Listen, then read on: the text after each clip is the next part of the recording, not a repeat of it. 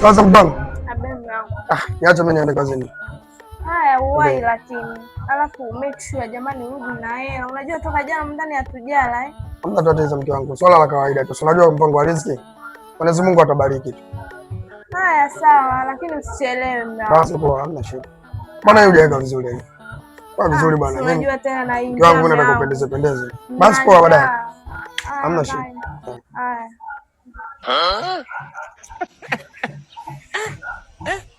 My lord. I wonder. Hata ile ngoja kwanza nipigie mpenzi wangu. Hello. Mpenzi wangu. Nimekumisi. Wewe acha tulikuwa naongea na huyo nguruwe. Ashaondoka, yani ananichefua, ananikera, simpendi mwanaume. Hana pesa, tunashinda njaa humu ndani mpenzi wangu. Lakini nimekumisi, unajua ninavyokupenda ni samboy wangu.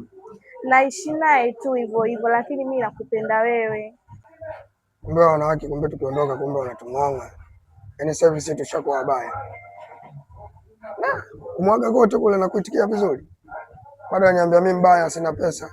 Afu nimemuoa mtu wenyewe. Sawa, hamna shida. Nakupenda sana.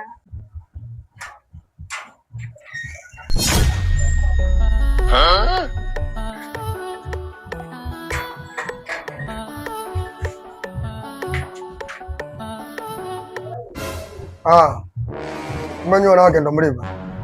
Hapana mume wangu. Hapana nini? Si ulikuwa unaning'onga pale? Wewe unajua mimi nimeondoka. Mimi nilikuwa naongea na rafiki yangu.